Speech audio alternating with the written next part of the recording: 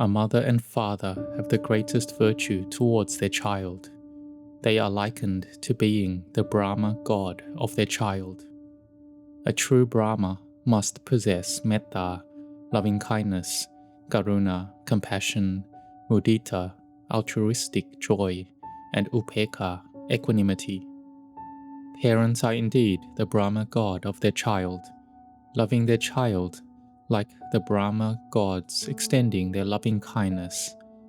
Thus there is the chanting of the verse, Mettancha sabba lokasaming. It is like developing metta. Cultivate it as though we have a child in the womb. Just as we love and care for our own child, so should we love and care for others. In the chanting verse, Mettancha sabba lokasaming, we spread loving kindness to all directions, above, below, to the right, to the left, to the front, and to the back. Radiate loving kindness to all, without hostility and without wishing harm to anyone. Just as a mother cherishes a child in her womb, so should we develop metta bhavana, meditation on loving kindness.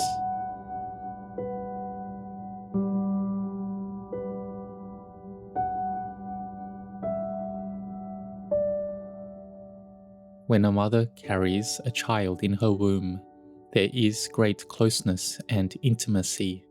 Her blood flows directly to the child. Therefore, the Blessed One taught that father and mother are persons of immense virtue. Caring for them and recollecting their virtues is truly the highest blessing. Attending to them while they are still alive is our duty, a duty performed with gratitude and a sense of repaying kindness, katanyuta gatawedi. A person who is rare to find in this world is one who bestows great kindness without expecting anything in return, and that is father and mother. One who knows their virtues and repays them is called a person of gratitude, katanyuta gatawedi. The Buddha spoke of this in the Sigalovada Sutta. They have raised us. We in turn must care for them, never abandon them.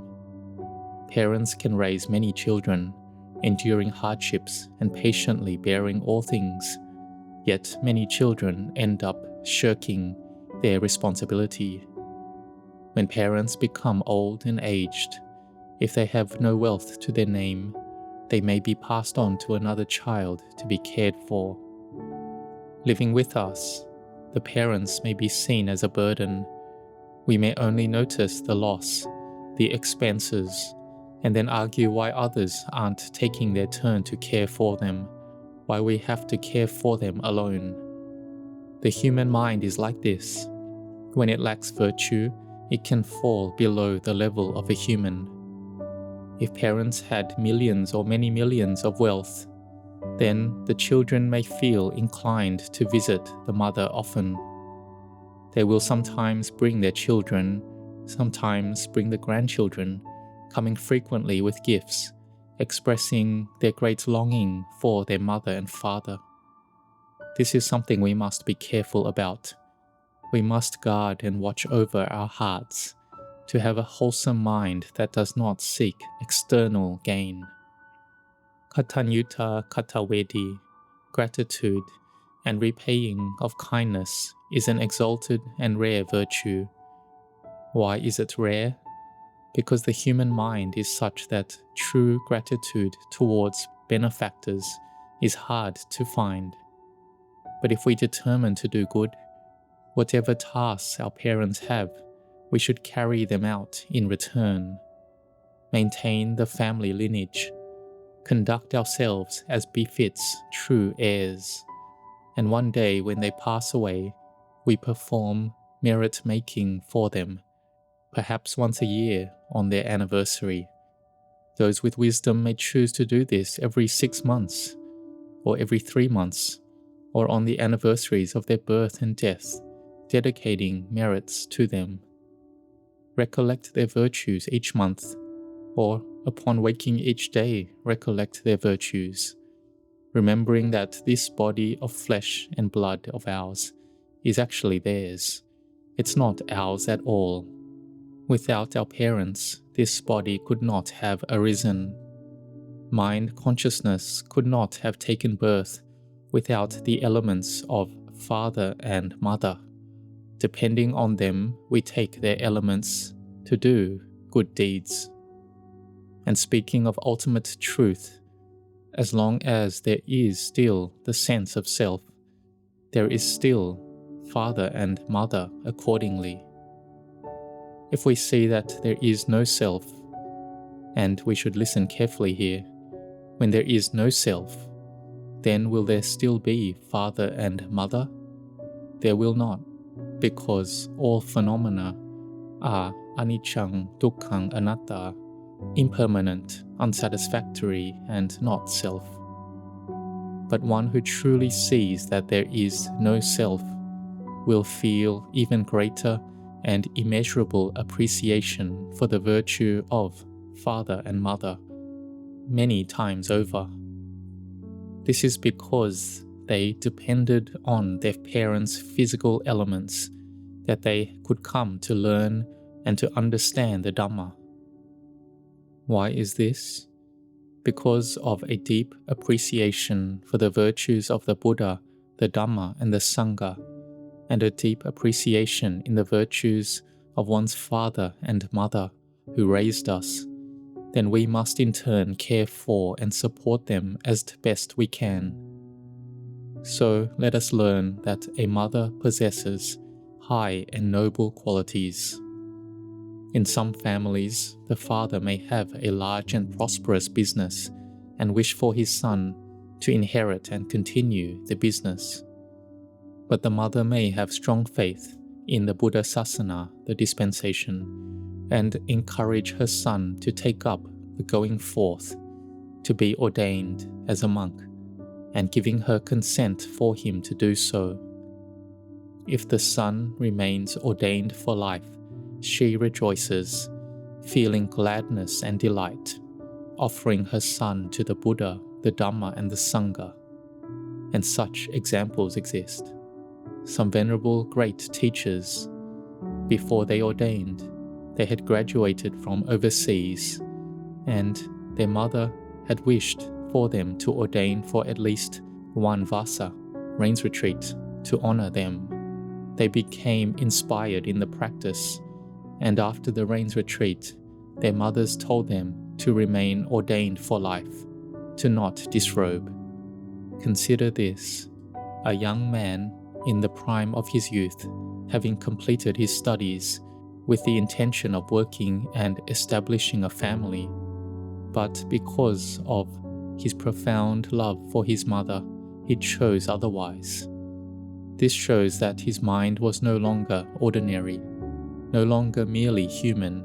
It was the mind of a Deva, a divine being, filled with the perfections, the spiritual qualities of a Deva, endowed with the qualities of a Deva and the quality of gratitude. When his mother requested him not to disrobe, he willingly remained ordained for life, out of love and gratitude towards her. This shows that his Barami, his spiritual accumulations, was that of a Brahma god. He agreed and made the promise to remain ordained for life.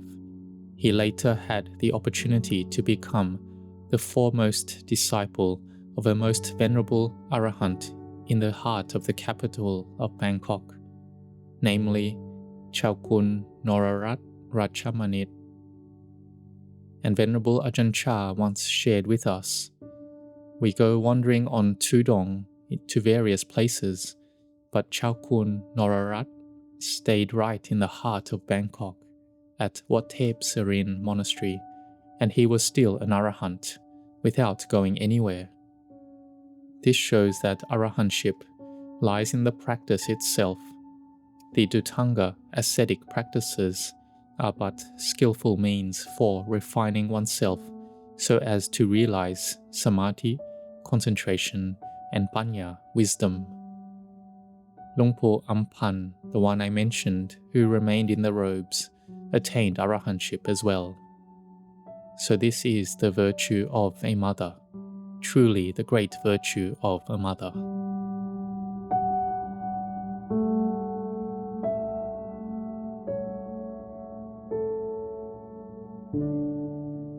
Or take the example of the previous Supreme Patriarch, Somdet Prayana Sangwara. He had already set a date to disrobe, but his mother gave him an ultimatum. The day you disrobe will be the day I choose to die.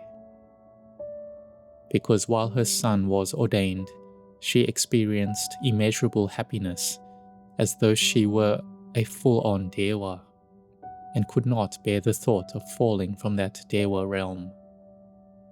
Somdet Prayana Sangwara thus remained ordained for life, and eventually becoming the Supreme Patriarch, and also an Arahant. This too was due to the virtue of his mother. A mother looks after her child from the time they are in the womb, and she nurtures and supports them, carrying them for 9 months, enduring hardships, feeding them with her milk, and raising them with love.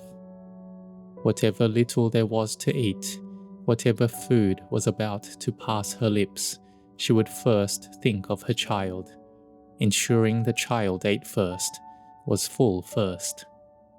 A father and mother can endure hunger, they can endure hardship of every kind. And here we're speaking of carrying a single child in the womb. But what about if it's twins? One child, that's around 3 kilograms.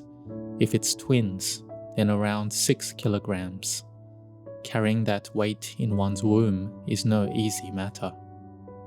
If anyone has yet to recognize this aspect of a mother's virtue, they can try tying something weighing 6 kilograms to their belly, keeping it there all day and night for 3 months, or even just 1 month, and then see the result. You will understand the difficulty and hardship, how movement becomes restricted, and things that you could once do easily can no longer be done. Yet mothers endure hardships from the very start. It's never easy. So once the child is born, it doesn't end there. The parents must strive to raise the child so they can become self-reliant. They know that without sending their child for education, then the child wouldn't have the wisdom to survive. If the parents pass away, then how would the child live? They're always thinking ahead to their child's future. Thus, they work hard, providing for the child's schooling, taking on work, and helping and caring in every way, all for the child's future. But do you know, there is something even greater than this. A mother nurtures and holds her child, while a father may also cultivate spiritual perfections, Barami. The Buddha in his life as Prince Vesantara perfected his Barami by making the ultimate sacrifice, giving away his children. Is this not a supreme act?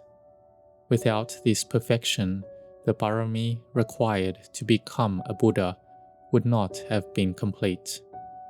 He gave away his children, Jali and Ganha, to the man Jujaka. But at that time, their mother, Madi, was on her way back. The Dewas had to transform themselves into tigers and fierce beasts to block her path, preventing her from returning.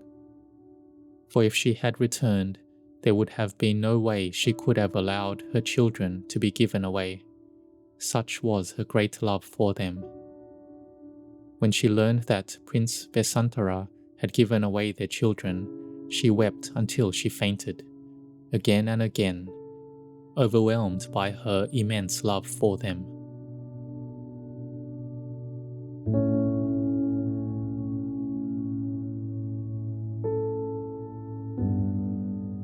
Thus, we should recognize that we are truly fortunate. How? Because when we were born, our parents, no matter how difficult life was, they didn't abandon or discard us, but instead did their utmost to raise us to adulthood. That is why, when we hear the news of someone losing a father or mother, we feel it deeply. It's an impression carved into the heart.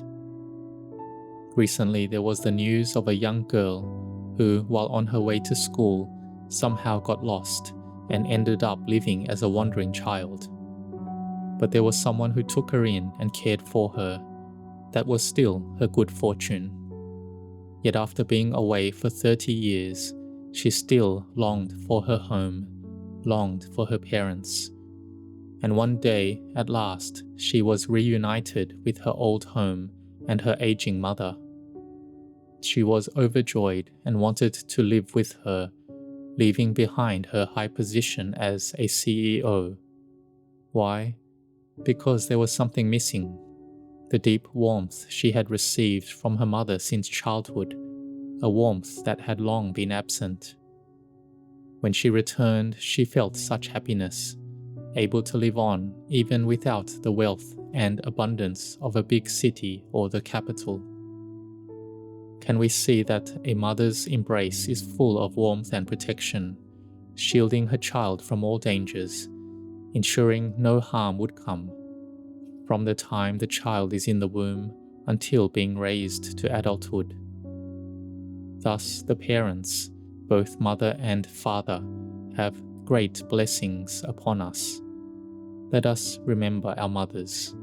While she is still alive, visit her, care for her, encourage her, for this brings great blessings to our own lives. And a mother's blessing is sacred and powerful. Receive her blessings for our prosperity, and in turn wish for her good health. For she has grown old, and we don't know how much longer she will be with us. Some parents live into their 90s, some into their 80s, but we ourselves cannot be sure if we will live as long as they have. So care for them. Don't leave them to live alone in solitude. In a Buddhist society, we should keep virtue and goodness in our hearts, for this will lead to our own prosperity and spiritual development. So finally, let us recollect our parents as our meditation theme. They are the Devas and Brahma gods of their children. May you all prosper and develop. May you be endowed with Sila, morality, and Dhamma, the rare foundations of a truly good person in this world. So strive diligently to develop and maintain this goodness, always remembering the virtues of one's parents. This will be the stepping stone towards realizing and seeing the Dhamma. May you grow in blessings.